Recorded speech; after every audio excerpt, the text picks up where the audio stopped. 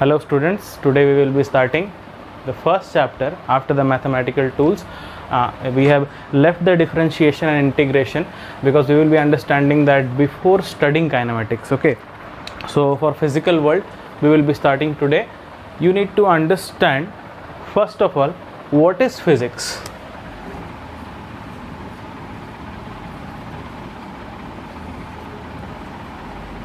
Now if I ask you, अगर मैं आपसे पूछता हूँ कि फ़िज़िक्स क्या है तो आप क्या कहोगे? फ़िज़िक्स सब कुछ है। इस दुनिया में जो भी हो रहा है, ये कैमरे से जो ये लेक्चर रिकॉर्ड हो रहा है, या आप जो बैठे हो आपके पेन से जो इंक है वो आपके पेन के लीड के थ्रू आके आपके कॉपी में लिखा रहा है, उसमें भी कोई फ़िज़िक्स का फिनोमेना है। जो आप ट्रेन में बैठते हो, जो आप प्लेन में बैठते हो, या आप कोई भी ट्रांसपोर्टेशन व्हीकल यूज़ करते हो, उसके पीछे भी कोई फिज़िक्स है। Steam engine, diesel engine, electric trains, ना बुलेट ट्रेन्स, उसके पीछे भी फिज़िक्स है। तो सारी चीज़ें जो भी नेचर में हो रही है और उन नेचुरल फिनोमिना जो सारी चीज़ें हो रही है उसकी पढ़ाई को हम लोग फिज़िक्स कहते हैं। Physics is the branch of science which deals with nature as well as all the natural phenomena। तो इसके अंदर बहुत सारे लॉज होते हैं जिसके मदद से हम उन सारी चीज़ों को स्टडी करते हैं। तो इसमें हम पहले पढ़ते हैं unification and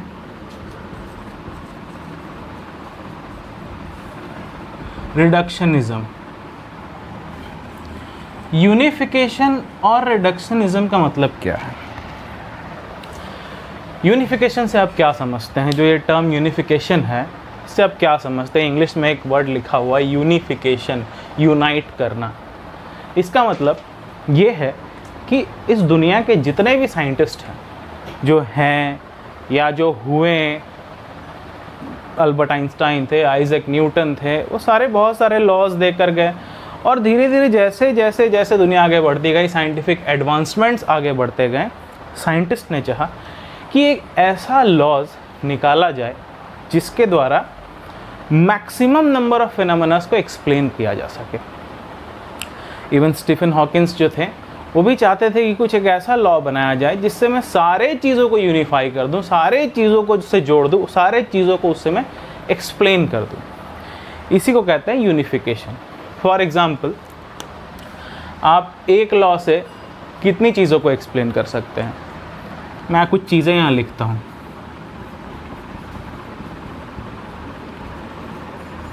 motion of a ball from air to ground, motion of planets around the sun। एक बॉल जो कहीं हवा में से नीचे जाता है और गिरता है। दूसरा, motion of planets around the sun, जो सन है उसके चारों तरफ जो है प्लैनेट्स रिवॉल्व करते हैं। जैसे आपका अर्थ भी वहाँ घूमता है सन के चारों ओर, वेनस भी घूमता है, मार्स भी घूमता है। इस तरह से ले ले वो जो पूरा सोलर सिस्टम है वो भी गैलेक्सी में किसी एक पर्टिकुलर जगह, एक पर्टिकुलर एक्सिस के अराउंड घूमता है। तो सारी चीज़ें घूम रही हैं ऊपर में। और एक लिखते हैं, चलो मुझे याद आया, स्विंग ऑफ अ पेंडुलम। तो स्विंग ऑफ अ पेंडुलम जो है वो हम लोग किस चीज़ से, किस लॉ से हम लोग बेटर एक्सप्लेन कर पाएंगे? Motion of planets around the sun किस लॉ से एक्सप्लेन कर पाएंगे? Motion of a ball from air, air से जो है एक बॉल जो है वो ग्राउंड की तरफ, एयर फॉलिंग टू ग्राउंड, किस लॉ से एक्सप्लेन कर जाएंगे? तो ये तीन चीज़ों को हम जो है लॉ ऑफ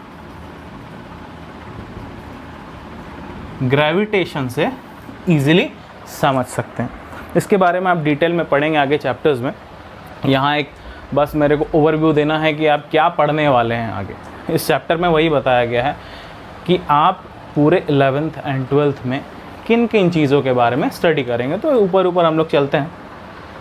तो लॉ ऑफ ग्रेविटेशन से तीनों चीज़ समझ, सिर्फ ये तीनों चीज़ नहीं, और भी बहुत सारी चीज़ें हैं। उस तरह से हम एक बहुत सारे फिनोमेनास को, बहुत ढेर सारे फिनोमेना, अलग अलग फिनोमेनास को अगर हम किसी एक लॉ से यूनिफाई कर पाते हैं तो उसी को कहते हैं हम यूनिफिकेशन। अगर ये समझ में आ गया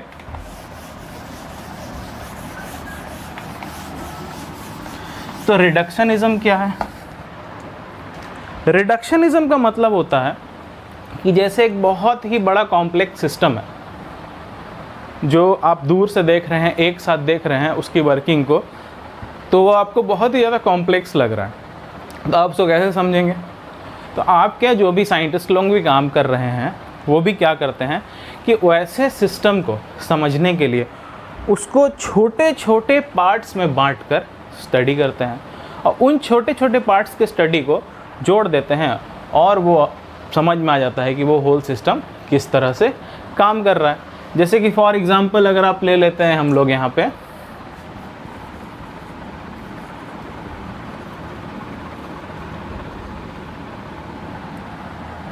रेफ्रिजरेटर, या हम लोग ले लेते हैं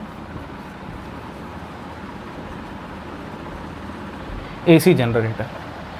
अभी जो रेफ्रिजरेटर आपके सामने खड़ा है, शायद आप उसके फंक्शंस को समझते भी होंगे। आपके पास जो एसी जनरेटर है उसके फंक्शंस को भी आप समझते होंगे। बट शुरू में जब ये बनाया गया, कुछ साइंटिस्ट ने बना दिया या फिर इस पर स्टडी चल रही होगी, तो एज अ होल तो किसी को समझ में नहीं आएगा ना। एसी जनरेटर ला के रख दिए, आप बोलें कि क्या है बताओ कैसे वर्क कर रहा है, नहीं पता चलेगा।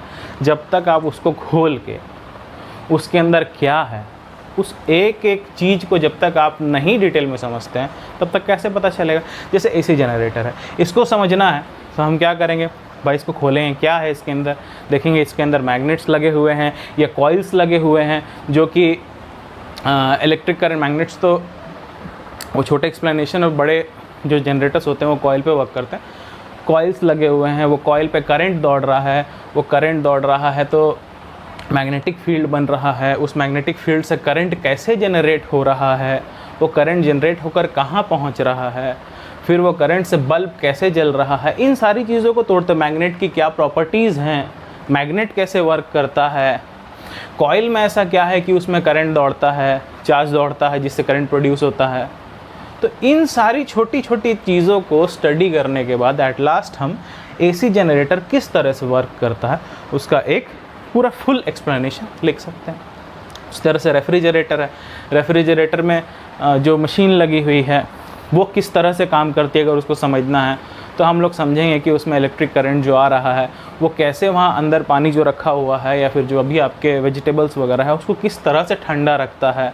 थर्मोडायनेमिक्स की मदद से हम लोग वहाँ समझेंगे कि ट्रांसफ़र ऑफ हीट और टेम्परेचर के बारे में समझेंगे, और उसी से हमें समझ में आया कि रेफ्रिजरेशन जो है वो प्रोसेस जो है वो किस तरह से काम करता है। तो इस तरह से छोटी छोटी चीज़ों को हम, बड़ी बड़ी चीज़ों, बड़े बड़े प्रॉब्लम्स को, बड़े बड़े सिस्टम्स को अगर छोटे पार्ट में तोड़ के समझें और फिर उसको एज अ होल समझने की कोशिश करें कि वो क्या चीज़ है, उसी को कहते हैं reductionism.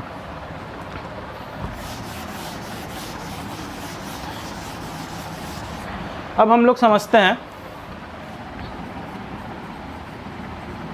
Scope of physics. Scope of physics में क्या समझना है हमें? स्कोप ऑफ फिज़िक्स में ये है कि हम जितनी भी चीज़ें फिज़िक्स में हैं A to Z, क्या होता है कि यहाँ जो 11-12 में आप जो फिज़िक्स पढ़ते हैं उसमें मैक्स टू मैक्स ऊपर आप सारी चीज़ें दुनिया की जितनी भी 90% मुझे लगता है कि जो भी फिनोमेनाज हो रहे हैं, हाँ क्वांटम को छोड़ के, क्वांटम तो अभी नया आया है तो पूरी तरीके से वो नहीं बताया गया है आप लोगों को। हाँ थोड़े कुछ पार्ट सेमीकंडक्टर वगैरह हैं, डायोड्स वगैरह हैं जो क्वांटम फिज़िक्स का एक पार्ट है, बट फिर भी उसका एक्सप्लेनेशन बहुत कम है। वीक न्यूक्लियर फोर्स जो है उसका एक्सप्लेनेशन आपके सिलेबस में बहुत ही कम, पर फिर भी ऊपर आपको 90% चीज़ें फिज़िक्स की पढ़ा दी जाती हैं, सिर्फ ऊपर। डिटेल में आप आगे जाके इंजीनियरिंग करेंगे या फिर BSc MSc PhD जहाँ तक भी आप जाते हैं आप समझेंगे उन चीज़ों को। तो स्कोप ऑफ फिज़िक्स में हम समझते हैं कि किन चीज़ों में, किन पार्ट्स में हम पूरे फिजिक्स को, जितने भी फिनोमेनाज है, जितने भी लॉज है, वो कितने पार्ट में बांट सकते हैं। तो सबसे पहले तो इसका डिवीज़न होगा 2 पार्ट में।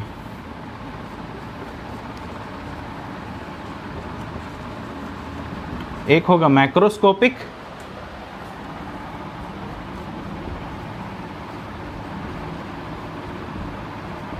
दूसरा होगा माइक्रोस्कोपिक। मैक्रोस्कोपिक को मैं थोड़ा बड़ा लिख देता हूं ताकि आप लोगों को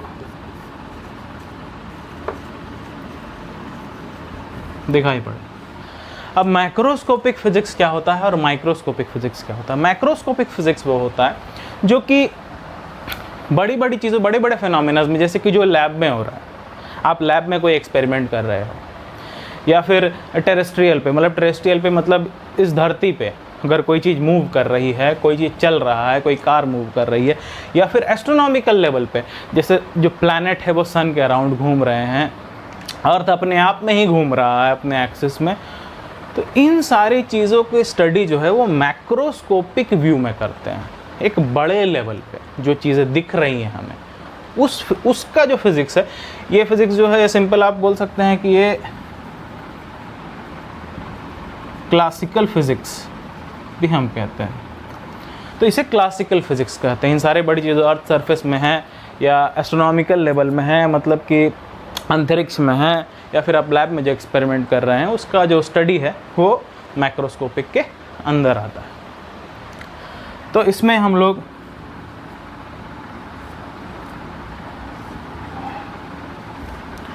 कौन कौन सी चीज़ों के बारे में पढ़ेंगे? तो सबसे पहले मैक्रोस्कोपिक फिजिक्स में आता है मैकेनिक्स,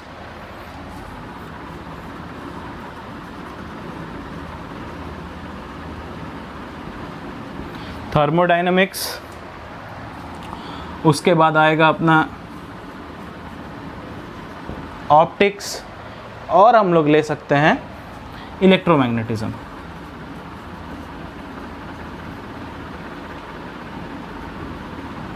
तो इन चारों में ही फिजिक्स के मैक्रोस्कोपिक पार्ट जो है सारे कवर हो जाते हैं, सारे के सारे इन चारों में। अब माइक्रोस्कोपिक पे हम आते हैं। माइक्रोस्कोपिक क्या है? माइक्रोस्कोपिक फिजिक्स का वो ब्रांच है जिसमें हम सारी छोटी चीज़ों के बारे में पढ़ते हैं। छोटी चीज़ों के बारे में जैसे कि मान लो अब जो अर्थ पे मोशन हो रहा है, आप एक पेंडुलम का मोशन देख रहे हो, एक कार जो मूव कर रहा है उसका मोशन देख रहे हो, बहुत सारी चीज़ें जो घूम रही है। तो अगर हम उसको माइक्रोस्कोपिक लेवल पे जाते हैं, microscopic level in the sense कि हम एकदम छोटे पार्टिकल्स, एटम्स के अंदर चले जाते हैं, protons, electrons, neutrinos, anti neutrinos, इस तरह से जितने भी पार्टिकल हैं, वहाँ जो फिज़िक्स का लॉज लगता है वो मैक्रोस्कोपिक से बिल्कुल भी अलग है। आप इनके लॉज से उसको डिफाइन नहीं कर सकते, उसके मोशन को डिफाइन नहीं कर सकते, उसके लिए पढ़ाई जो है बहुत अलग होती है। तो जो छोटे पार्टिकल्स हैं, electrons, protons, means atomic level पे न्यूट्रिनोज, एंटी न्यूट्रिनोज, इन सारे लेवल पे जो पढ़ाई करेंगे फिजिक्स की, फिजिक्स के जो पर्टिकुलर फिनोमेनाज हैं वो माइक्रोस्कोपिक लेवल पे होंगे। चलो आते हैं मैक्रोस्कोपिक समझते हैं। तो मैकेनिक्स में आप क्या पढ़ोगे? मैकेनिक्स में आप पढ़ोगे जितने भी फिनोमेनाज हैं वो जो कि लॉज ऑफ मोशन या फिर लॉज ऑफ ग्रेविटेशन इनके अंतर्गत आते हैं, वो आप मैकेनिक्स में पढ़ोगे। जैसे कि प्लैनेट्स कैसे मूव कर रहा है सन के अराउंड, जैसे कि एक पेंडुलम कैसे स्विंग कर रहा है अपने नॉर्मल पोजीशन पे, ये सारी चीज़ें मैकेनिक्स पे आती है। एक बुलेट आप गन से फायर करते हो, वो किस तरह से मूव करता है, क्या मोमेंटम लेके जाता है, वो कहाँ रुकता है, वो सारी चीज़ें आएंगी मैकेनिक्स। अब थर्मोडायनेमिक्स क्या है? थर्मोडायनेमिक्स फिजिक्स का वो ब्रांच है जिसमें आप पढ़ोगे ट्रांसफ़र ऑफ हीट के बारे में, टेम्परेचर के बारे में, उस सिस्टम का बिहेवियर के। तो थर्मोडायनेमिक्स जो है उसमें हम किस चीज़ के बारे में पढ़ेंगे? ट्रांसफ़र ऑफ हीट के बारे में पढ़ेंगे, टेम्परेचर के बारे में पढ़ेंगे। किसी भी सिस्टम का टेम्परेचर अगर चेंज हो रहा है, बढ़ रहा है, घट रहा है, उस सिस्टम के बिहेवियर के बारे में पढ़ेंगे जिसमें बहुत सारे पार्टिकल्स हैं। तो ये सारी चीज़ें हम लोग पढ़ेंगे थर्मोडायनेमिक्स में। फॉर एग्जांपल रेफ्रिजरेटर जो होता है वो पानी ठंडा कैसे करता है, दो बॉडीज़ के बीच में हीट एक्सचेंज कैसे होता है। अब आता है ऑप्टिक्स। ऑप्टिक्स में आप किस चीज़ के बारे में पढ़ेंगे? ऑप्टिक्स में हम बात करेंगे लाइट के कारण जो सारे फिनोमेनाज हो रहे हैं, जो लाइट है उसके कारण जितनी भी चीज़ें हो रही है वो आता है अपना ऑप्टिक्स में। अब जैसे क्या, जैसे कि माइक्रोस्कोप कैसे काम करता है, टेलीस्कोप कैसे काम करता है, इस तरह से आपका एक प्रिज्म जो होता है वो कैसे काम करता है। जैसे आपने क्लास 10th में भी पढ़ा होगा लेंसेज के बारे में, मिरर्स के बारे में, रिफ्रैक्शन के बारे में, रिफ्लेक्शन के बारे में। तो ये सारी चीज़ें जो हैं ये ऑप्टिक्स में आती है और इन्हीं को डिटेल में हम आपके क्लास 11th एंड 12th में पढ़ेंगे। लास्टली आता है अपना इलेक्ट्रोमैग्नेटिज्म। इलेक्ट्रोमैग्नेटिज्म क्या होता है? इलेक्ट्रोमैग्नेटिज्म आपको याद होगा 10th में आपने पढ़ा था कि अगर जो एक वायर है वो करंट कैरी कर रहा है तो उसके अराउंड जो है एक मैग्नेटिक फील्ड बन जाता है। तो यही है इलेक्ट्रोमैग्नेटिज्म। उसी पर्टिकुलर फील्ड को मैग्नेटिक फील्ड बोलते हैं, जो एक करंट कैरिंग कंडक्टर में एक चार्ज जो मूव कर रहा है उसके कारण से जो मैग्नेटिक फील्ड बना। तो इन सारी चीज़ों के बारे में जब हम पढ़ते हैं तो उसे कहते हैं इलेक्ट्रोमैग्नेटिज्म। अब एप्लीकेशंस की बात कर लेते हैं। अब अच्छी तरीके से जानते हैं एसी जनरेटर, ट्रांसफार्मर, ये सारी चीज़ें आपके क्लास 10th के सिलेबस में थी। तो ये सारी चीज़ें जब आएंगी तो हम उसे इलेक्ट्रोमैग्नेटिज्म में पढ़ेंगे। चार्जेस के बारे में पढ़ेंगे कि दो चार्ज जो है वो कैसे बिहेव करते हैं, कैसे एक दूसरे के बीच में फोर्स एक्सपीरियंस्ड होता है, पॉजिटिव चार्ज का बिहेवियर क्या है, नेगेटिव चार्ज का बिहेवियर क्या है। ये सारी चीज़ें आती है अपनी इलेक्ट्रोमैग्नेटिज्म के अंदर। और माइक्रोस्कोपिक फिज़िक्स जो है उसके बारे में अगर बात कर लें तो ये डील करता है इलेक्ट्रॉन्स, प्रोटॉन्स और एटॉमिक लेवल पर जितनी भी चीज़ें होती है, न्यूट्रिनोज, एंटी न्यूट्रिनोज, ये मॉलिक्यूलर लेवल पर जो भी चीज़ होती है वो माइक्रोस्कोपिक फिज़िक्स के अंदर आता है। अब इसमें हम लोग बात करते हैं माइक्रोस्कोपिक फिज़िक्स जो होता है वो क्या होता है।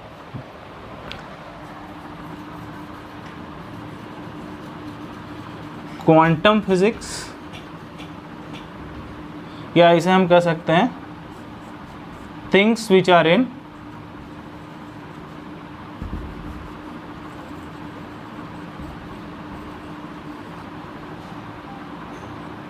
Modern physics.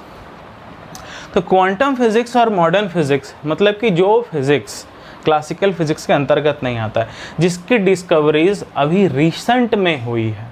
जैसे कि क्या, आप पहले कौन सा फ़ोन यूज़ करते थे?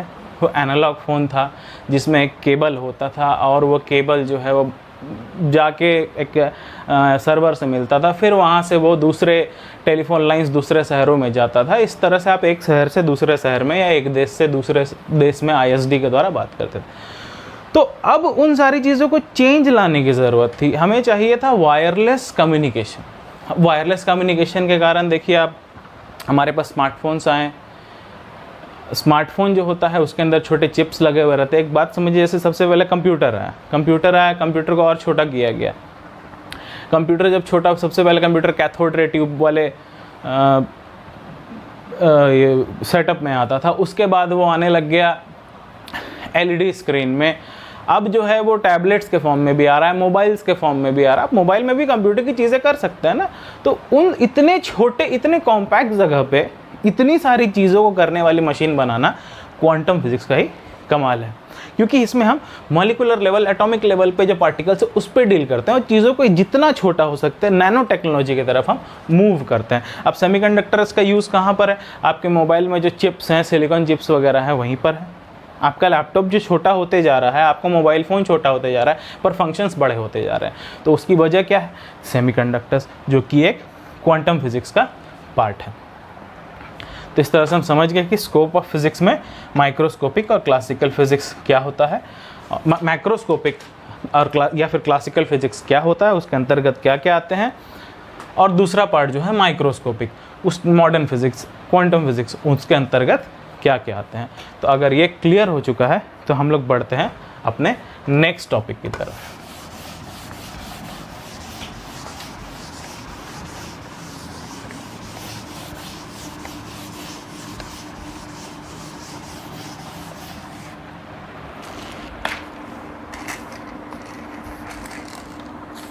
नेक्स्ट टॉपिक पे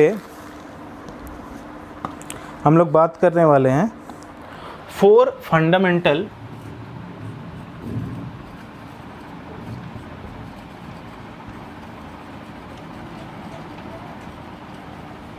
forces of nature.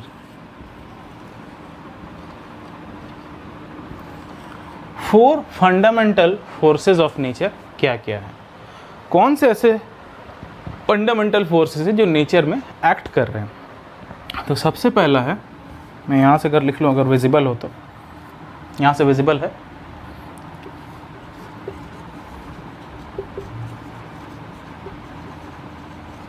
Gravitational force. दूसरा जो अपना है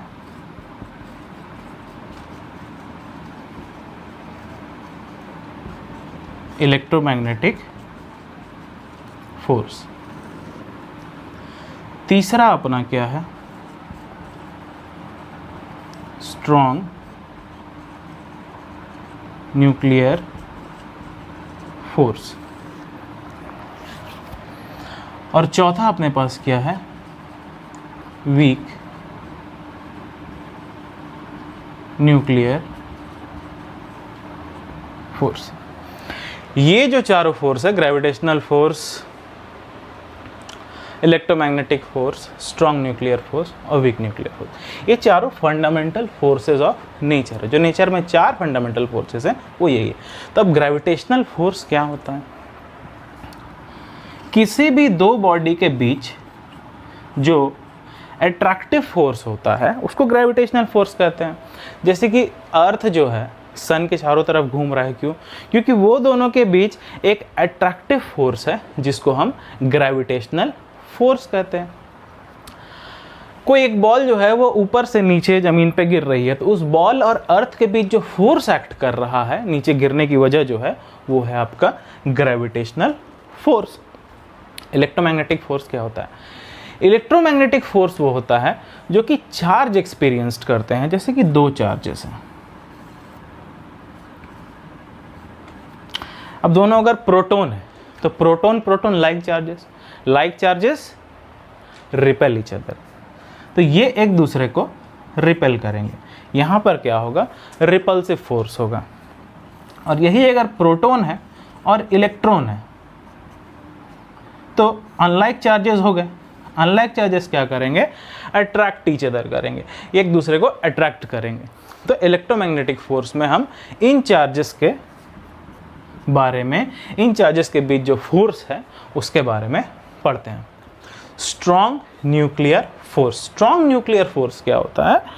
स्ट्रॉन्ग न्यूक्लियर फोर्स, नाम में ही है न्यूक्लियर, मतलब न्यूक्लियर है तो ये न्यूक्लियस में ही लगेगा। अब जो आपका न्यूक्लियस होता है उसके अंदर क्या होता है, प्रोटॉन होता है और न्यूट्रॉन होता है, और बाहर वाला जो सेल होता है उसमें क्या है, इलेक्ट्रॉन्स घूमते रहता है। तो ये जो फोर्स है ये इलेक्ट्रॉन और न्यूट्रॉन या इलेक्ट्रॉन या प्रोटॉन के बीच भी नहीं है। ये जो इलेक्ट्रॉन है ये न्यूक्लियस से काफ़ी बाहर है, काफ़ी दूर है। ये दोनों जितने करीब है, ये प्रोटॉन और ये न्यूट्रॉन, या फिर ये 2 प्रोटॉन जितने करीब हैं, इलेक्ट्रॉन उस प्रोटॉन से उस कंपैरिजन में बहुत ही ज़्यादा दूर है। ये देखिए, ये दोनों इतने करीब है, ये 2 प्रोटॉन जो न्यूक्लियस के अंदर इलेक्ट्रॉन नहीं होता है, इलेक्ट्रॉन बाहर होता है सेल्स में। और इलेक्ट्रॉन और प्रोटॉन के बीच में देखिए इतना डिस्टेंस है।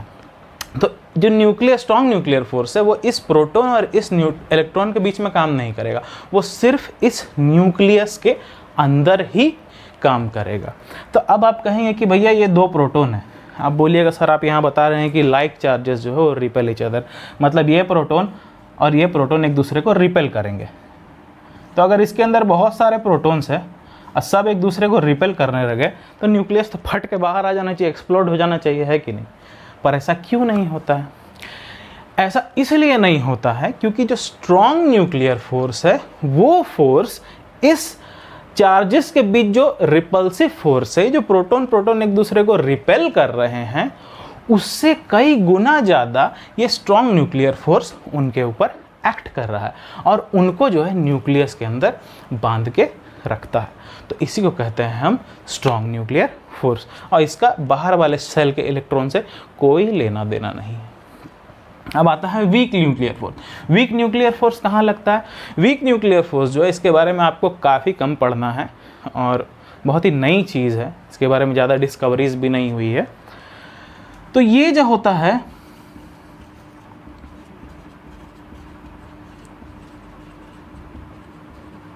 ये रेडियो एक्टिव एमिशन के टाइम पे होता है। अब रेडियो एक्टिव डीके जब होता है और जब एमिशन होता है, तो क्या होता है कि जब बीटा पार्टिकल का एमिशन होता है, उसमें जो इलेक्ट्रॉन्स निकलते हैं, न्यूट्रिनोज निकलते हैं, और भी जो छोटे छोटे पार्टिकल्स जो उसमें निकलते हैं, तो उस समय एक फोर्स इन्वॉल्व होता है इन छोटे पार्टिकल्स के बीच में, जिसे हम कहते हैं वीक न्यूक्लियर फोर्स। आप सिंपली इतना याद रख सकते हैं कि रेडियो एक्टिव एमिशन के समय जो छोटे छोटे पार्टिकल्स निकलते हैं, जैसे इलेक्ट्रॉन, न्यूट्रिनोज, एंटी न्यूट्रिनोज, जो भी अल्फा, बीटा या गामा रेडिएशंस निकलता है, उस समय में जो छोटे पार्टिकल्स निकलते हैं, उसमें जो फोर्स इन्वॉल्व रहता है वो रहता है वीक न्यूक्लियर फोर्स। अब बात करते हैं ग्रेविटेशनल फोर्स जो है, इसकी रेंज क्या है। अब ग्रेविटेशनल फोर्स की रेंज जो होती है ना, वो इनफाइनाइट होती है। मतलब कि दो बॉडीज कितनी भी दूर हैं, जैसे अर्थ और सन काफ़ी दूर है, बट इनके बीच भी एक ग्रेविटेशनल फोर्स है। हाँ, अगर वो ज़्यादा दूर होगा तो वो कम होगा, और वो करीब होगा तो वो थोड़ा ज़्यादा होगा। और ये भी डिपेंड करेगा कि जो बॉडी है उसका मास कितना है। अगर वो बहुत हैवी बॉडी है, बड़ा बॉडी है, तो ग्रेविटेशनल फोर्स उन दोनों के बीच में बहुत ज़्यादा होगा। और अगर मासेस जो है वो बहुत छोटे हैं, तो ग्रेविटेशनल फोर्स जो है उन दोनों के बीच बहुत कम होगा। इसके बारे में हम डिटेल में ग्रेविटेशन चैप्टर में पढ़ेंगे। इलेक्ट्रोमैग्नेटिक फोर्स, इसकी रेंज क्या होती है? इलेक्ट्रोमैग्नेटिक फोर्स की रेंज जो होती है, ये भी इनफाइनाइट होती है। इसको भी हम, ये दोनों जो है ये लॉन्ग रेंजेस की फोर्स है।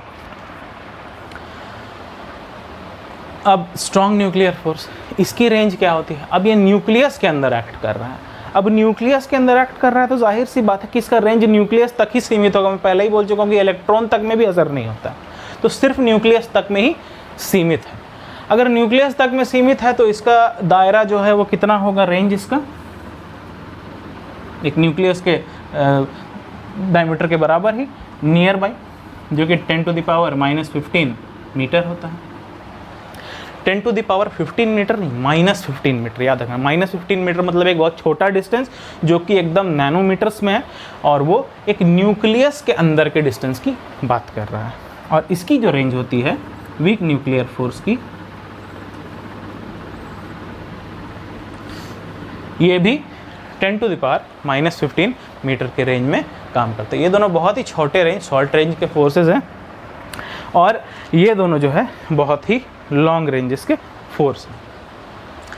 अब फोर्स बिटवीन टू बॉडीज़ जो है वो हम लोग जानते हैं कि किस तरह से लिखते हैं। फोर्स बिटवीन टू बॉडीज़ जो होता है, ग्रेविटेशनल फोर्स, वो किस तरह से होता है? G, universal gravitational constant, m1 × m2, product of masses by r²। r क्या है?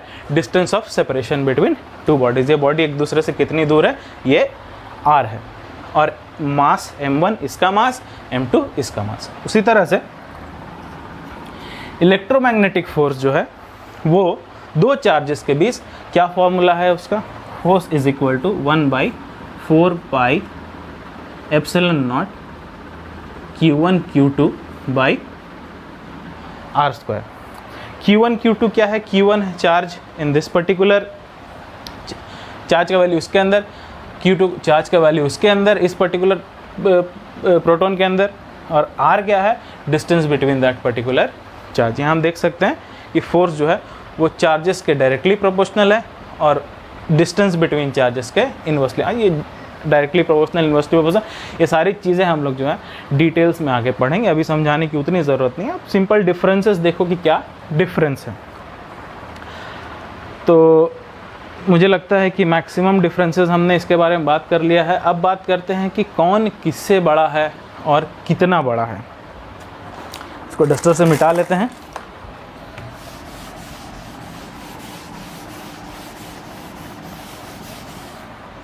तो सबसे पहला है स्ट्रॉन्ग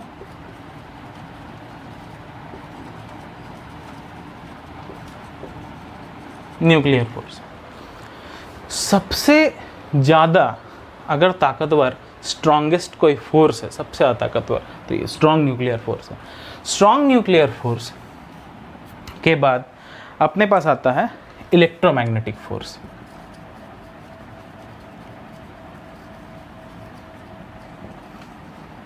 ये भी एक स्ट्रॉन्ग फोर्स ही है, ये सेकंड नंबर पे आता है, ये फर्स्ट नंबर पे सबसे ज़्यादा स्ट्रॉन्ग ये है। उसके बाद आता है वीक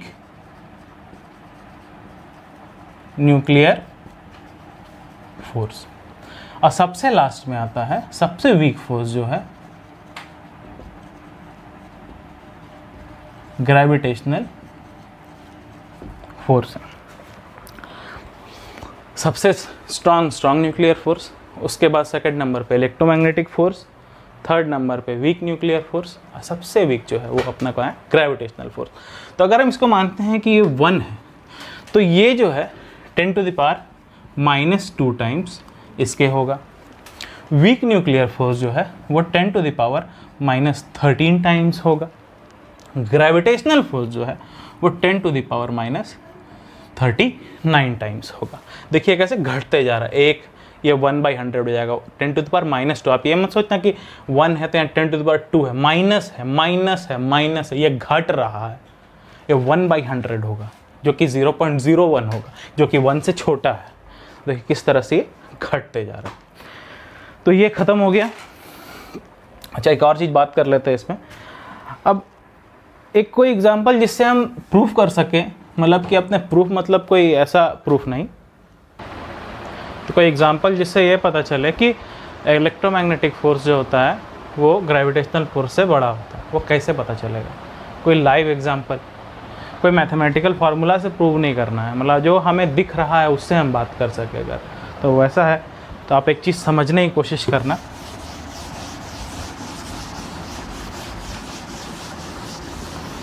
मैं मिटा लेता हूँ।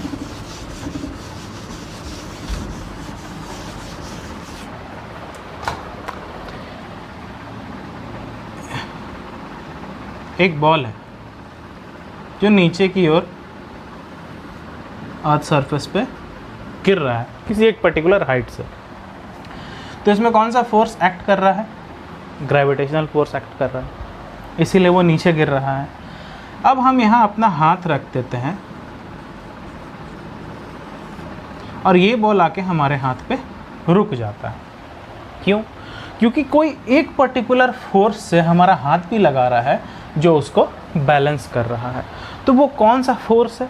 वो फोर्स अगर हम देखेंगे एकदम ही सूक्ष्म रूप पे, तो इस बॉल के चार्ज पार्टिकल और हमारे हाथ के चार्ज पार्टिकल का जो नेट फोर्स आता है वो ये इलेक्ट्रोमैग्नेटिक फोर्स है। तो ये इलेक्ट्रोमैग्नेटिक फोर्स उस बॉल को रोक दे रहा है, मतलब ये फोर्स सफिशिएंट है इस ग्रेविटेशनल फोर्स को रोकने के लिए। तो इलेक्ट्रोमैग्नेटिक फोर्स जो है हम कह सकते हैं कि ग्रेविटेशनल फोर्स से बड़ा है। अगर इलेक्ट्रोमैग्नेटिक फोर्स छोटा होता और ग्रेविटेशनल फोर्स बड़ा होता तो हमारा हाथ जो होता धरती के अंदर धंस जाता उस बॉल के कारण। इवन हम भी जो यहाँ खड़े हैं उस पर्टिकुलर ग्रेविटेशनल फोर्स को ओवरकम करते हुए धरती के ऊपर खड़े, हम खुद धरती के ऊपर धंस जाते हैं।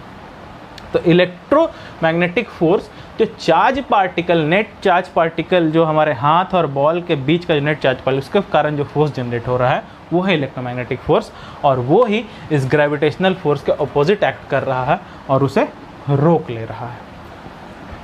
इसके बाद एक छोटा सा टॉपिक है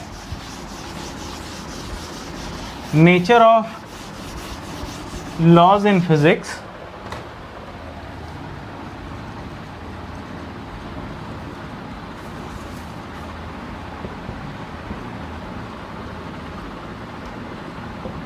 इसके अंतर्गत हम बात कर सकते हैं conservation of law of conservation of linear momentum, law of conservation of angular momentum,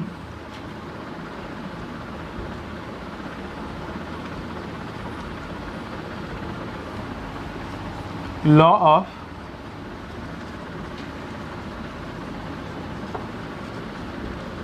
conservation of energy.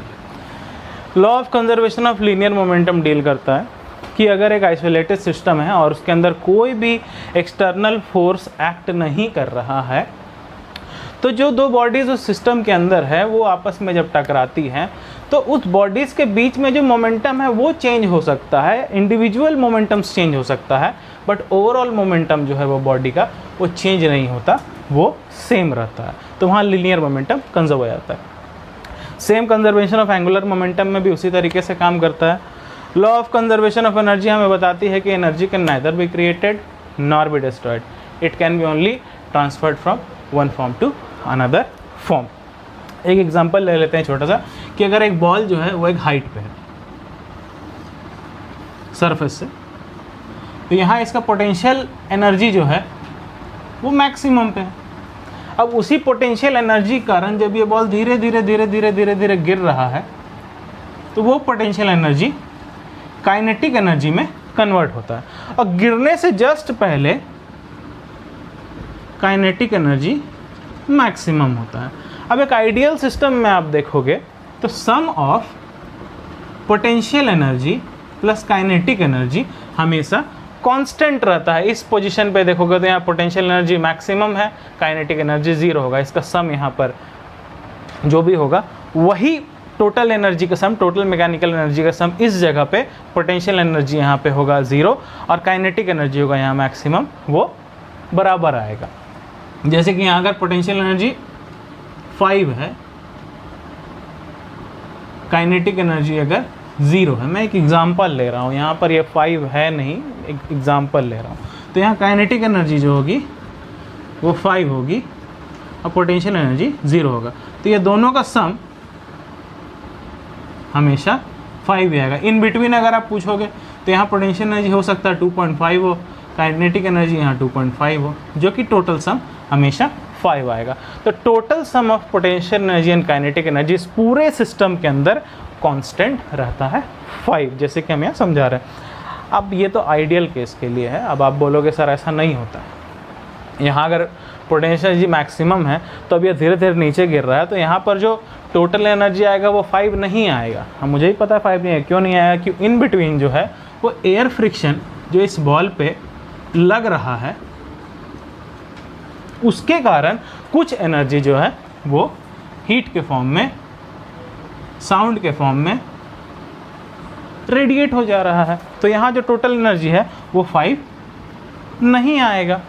But एक बात आप समझो, जो एनर्जी हीट और साउंड के फॉर्म में निकल जा रही है, मान लो यहाँ पर 4 ही आया टोटल एनर्जी और एक जो है वो हीट और साउंड के फॉर्म में निकल गया, बट पूरे सिस्टम में जो एनर्जी है वो हमेशा कांस्टेंट ही रहा। ये एनर्जी निकला तो ये एनर्जी भी इसी सिस्टम में रहा ना, ये 4 और एक ये 5 यहाँ जोड़ दो और ये जो यहाँ 5 अपने पास था, तो इस तरह से पूरा जो एनर्जी है वो एक सिस्टम में कंजर्व्ड रहा, वो कहीं से घटा या बढ़ा नहीं, जितना था उतना ही रहा, एक फॉर्म से पोटेंशियल एनर्जी के फॉर्म से दूसरे फॉर्म में काइनेटिक एनर्जी के फॉर्म में चला गया।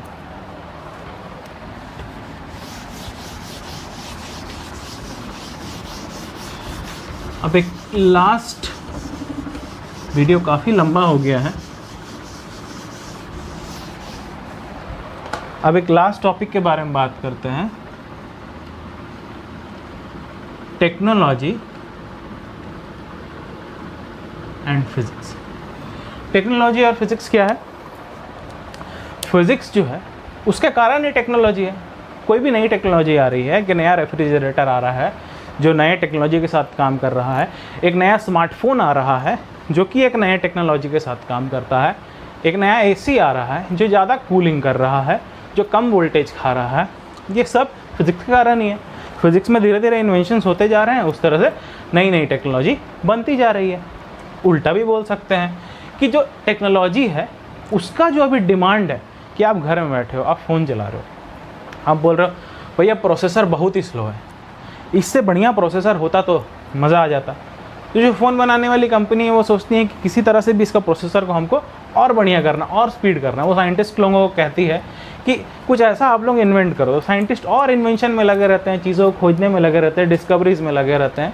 फिर कोई नई डिस्कवरी फिजिक्स के कारण हो जाती है तो आपका टेक्नोलॉजी में एडवांसमेंट हो जाता है, आपका फ़ोन और फास्ट हो जाता है, आपका प्रोसेसर और फास्ट हो जाता है। अब जैसे पहले क्या टेक्नोलॉजी थी, टीवी जो था आपका वो इतना बड़ा सा था, वो कैथोड रे ट्यूब के प्रोसेस से चलता था, उसके फिनोमेना से चलता था। अब उसके बाद क्या आया, एलसीडी टीवी आई। अब क्या आ गया, एलईडी टीवी आ गया जो सेमीकंडक्टर्स पे काम करती है। सेमीकंडक्टर से जो बनती है, जो क्वांटम फिजिक्स का एक पार्ट है, मॉडर्न फिजिक्स का पार्ट है। आपके घर में पहले 100 वाट का बिजली का बल्ब था जो 100 वाट कंज्यूम करता था और रोशनी भी शायद उतनी अच्छी नहीं थी।